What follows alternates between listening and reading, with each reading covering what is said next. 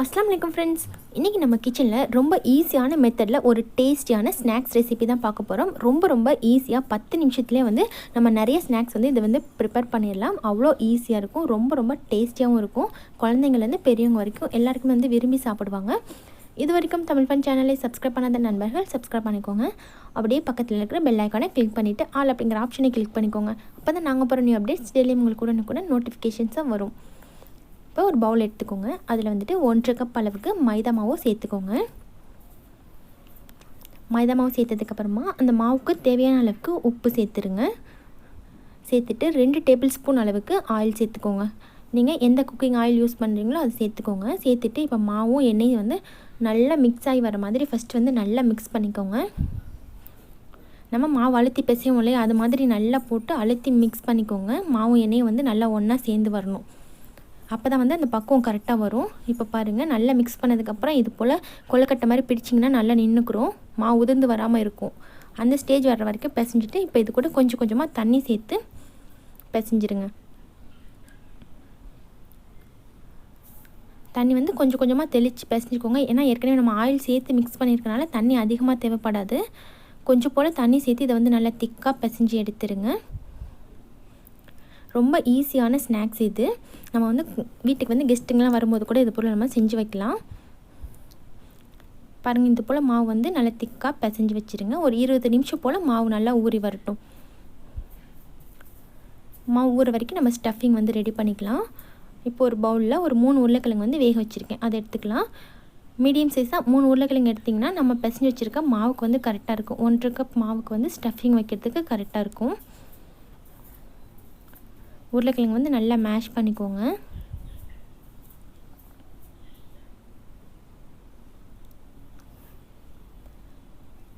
நம்ம வீட்டில் கஷ்டப்பட்டு நம்ம சமோசாலாம் செய்வோம் இல்லையா, அதை விட இது வந்து வேலை வந்து பார்த்திங்கன்னா சமோசா செய்கிறத விட ஒரு 1/4 அளவுக்கு தான் இருக்கும் வேலை. ரொம்ப ஈஸியாக வேலை முடிஞ்சிடும். அதே சமயம் டேஸ்ட் பார்த்திங்கன்னா ரொம்பவே சூப்பராக இருக்கும், நல்ல கிறிஸ்பியாக இருக்கும். இது கூட இப்போ 1/4 டீஸ்பூன் மஞ்சள் தூள், 1/2 டீஸ்பூன் மிளகாய் தூள், அப்புறமா தேவையான அளவுக்கு உப்பு சேர்த்துருங்க. 1/4 டீஸ்பூன் கரம் மசாலா, அப்புறமா 1/4 டீஸ்பூன் அளவுக்கு மட்டும் இஞ்சி பூண்டு பேஸ்ட் ஆட் பண்ணிக்கோங்க.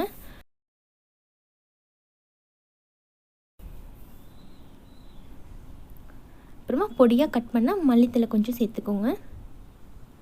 இந்த ஸ்டஃபிங்கில் நீங்கள் உருளைக்கிழங்குக்கு பதிலாக சிக்கன் இல்லை அப்படின்னா எக்கு எல்லாம் கூட ஆட் பண்ணிக்கலாம். நீங்கள் அது வந்து உங்களுடைய விருப்பம். உங்கள் விருப்பத்துக்கு தகுந்த மாதிரி நீங்கள் ஸ்டஃபிங்கில் வந்து எக்ஸ்ட்ரா ஆட் பண்ணிக்கலாம். நான் வந்து இன்றைக்கி உருளைக்கிழங்கு மட்டும் ஆட் பண்ணி தான் செய்ய போகிறேன். இப்போ இது வந்து எல்லாத்தையும் சேர்த்து நல்லா மிக்ஸ் பண்ணிக்கோங்க. உருளைக்கிழங்கு மசாலா எல்லாம் ஒன்றா நல்லா மிக்ஸ் ஆகி வர மாதிரி நல்லா மிக்ஸ் பண்ணிடுங்க. இப்போ ஸ்டஃபிங் ரெடி ஆயிடுச்சு. அதுலேருந்து ஒரு சின்ன சைஸாக எடுத்து இது போல் உருட்டிக்கோங்க. ரொம்ப ரவுண்டாக இல்லாமல் இந்த மாதிரி நீல வாக்காக இருக்க மாதிரி உருட்டி எடுத்துருங்க. இது எல்லாத்தையுமே வந்து நீங்கள் உருட்டி வந்து ப்ரிப்பேர் பண்ணி வச்சுக்கலாம்.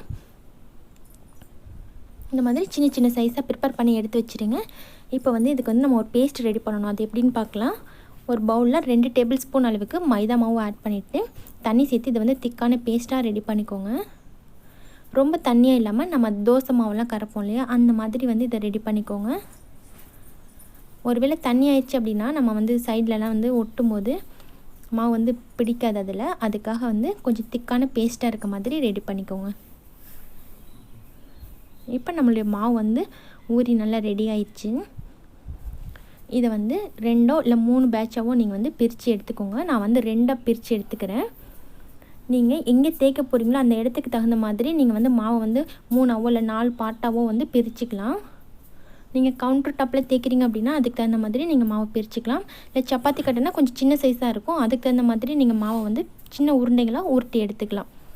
ஏன்னா இதை வந்து நம்ம நல்லா மெலிசாக தேய்க்கணும். நல்லா மெலிசாக தேய்ச்சோம் அப்படின்னா தான் நல்லா கிறிஸ்பியாக உங்களுக்கு வரும். சூடு ஆறுனதுக்கு அப்புறமாவுமே வந்து நல்லா கிறிஸ்பாக உங்களுக்கு வேணும்னா நல்லா மெலிசாக தேய்க்கணும். மாவு தேய்க்கிறது மட்டும் கொஞ்சம் கவனமாக பார்த்து நல்லா மெலிசாக தேய்ச்சிட்டிங்கன்னா ரொம்ப சூப்பராக வரும். இப்போ இது போல் நல்லா மெலிசாக தேய்ச்சதுக்கப்புறமா ஃபஸ்ட்டு ஒரு ப்ளஸ் போட்டுக்கோங்க. அதுக்கப்புறமா ஒரு இன்ட்டு போட்டுக்கோங்க. ஒரே பேட்ச்லேயே நம்ம இது போல் 15 ரோல் செய்யலாம். 16 போல் எனக்கு ரோல்ஸ் வந்துச்சு. இப்போ ப்ளஸ்ஸும் இன்ட்டு போட்டதுக்கப்புறமா அந்த ஒவ்வொரு பீஸையும் வந்து 2 பீஸாக மாற்றிடுங்க.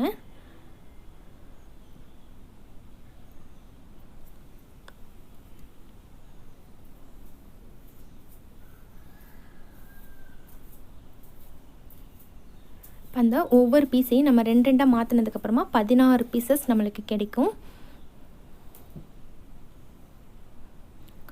குயிக்காக வேலை முடிஞ்சிடுங்க. ஒரு 1/2 அன் ஹவர் தான் ஆகும் இது வந்து நம்ம ப்ரிப்பேர் பண்ணுறதுக்கு.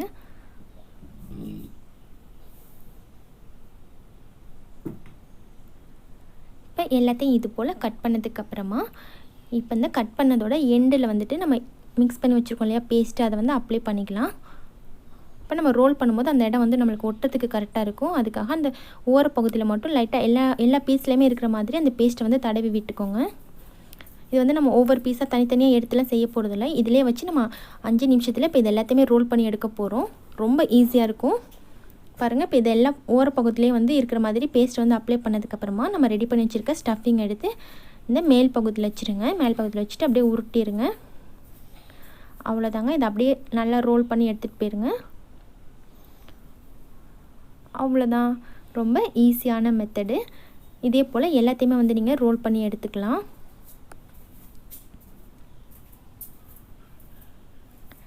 இது எல்லாத்தையும் ரோல் பண்ணி எடுத்ததுக்கப்புறமா நம்ம இந்த சைடெல்லாம் வந்து எப்படி ஒட்டுறது அப்படிங்கிறதையும் பார்க்கலாம். அதுவும் ரொம்ப ஈஸியான மெத்தடு தான்.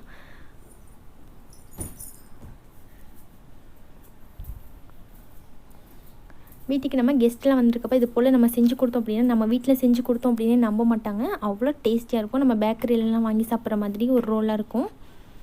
நல்லாவே கிறிஸ்பியாக வருங்க. நல்லா மெலிசாக மட்டும் தேய்ச்சிக்கோங்க. நல்லா கிறிஸ்பியாக உங்களுக்கு சூடு ஆறுனதுக்கப்புறமே அந்த கிறிஸ்பினஸ் குறையாமல் அப்படியே இருக்கும்.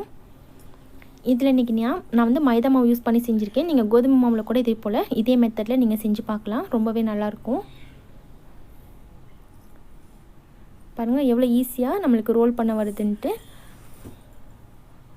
நம்ம அடியில் வந்து ஏற்கனவே பேஸ்ட் அப்ளை பண்ணனால இது வந்து எல்லாமே வந்து நல்லா ஒட்டிக்கும். இப்போ இது போல் எல்லாத்தையும் நல்லா ரோல் பண்ணி எடுத்ததுக்கப்புறமா நம்ம ரெடி பண்ணி வச்சுருக்க பேஸ்ட்டில் வந்து இந்த 2 சைடும் வந்து டிப் பண்ணி எடுத்துக்கோங்க. அப்போ அந்த மசாலா வந்து நம்ம ஆயிலில் ஃப்ரை பண்ணும்போது வெளியில் வராமல் இருக்கும். அவ்வளோதான். பாருங்கள் எவ்வளோ ஈஸியாக இருக்குன்ட்டு. இதே போல் எல்லாத்தையுமே வந்து ரெடி பண்ணிவிட்டு ஆயிலில் ஃப்ரை பண்ணிக்கலாம். நீங்கள் ஆயிலில் ஃப்ரை பண்ணுறதுக்கு முன்னாடி ஒவ்வொரு பீஸாக எடுத்து கூட நீங்கள் மாவில் டிப் பண்ணிவிட்டு இந்த 2 சைடு மட்டும் டிப் பண்ணிங்கன்னா போதும். ஃபுல்லாக வந்து நீங்கள் டிப் பண்ணிடாதீங்க. இந்த மசாலா தெரிகிற அந்த 2 சைடு பகுதி மட்டும் மாவில் வந்து டிப் பண்ணிவிட்டு ஆயிலில் சேர்த்துக்கோங்க. ஆயிலில் சேர்த்து ஃப்ரை பண்ணும்போது மீடியம் ஃப்ளேமில் வச்சு ஃப்ரை பண்ணுங்கள். ஃபுல் ஃப்ளேமில் வச்சு ஃப்ரை பண்ணாதீங்க. ஃபுல் ஃப்ளேமில் வச்சோம் அப்படின்னா மேலே வந்து சீக்கிரமாக செவந்து வந்துடும். உள்ளார வந்து அந்தளவுக்கு உங்களுக்கு கிறிஸ்பியாக இருக்காது. மீடியம் ஃப்ளேமில் வச்சு இது போல் நல்லா கலந்து விட்டுட்டே இருக்கும்போது உள்ளாரையும் நல்லா கிறிஸ்பியாகி உங்களுக்கு வரும்.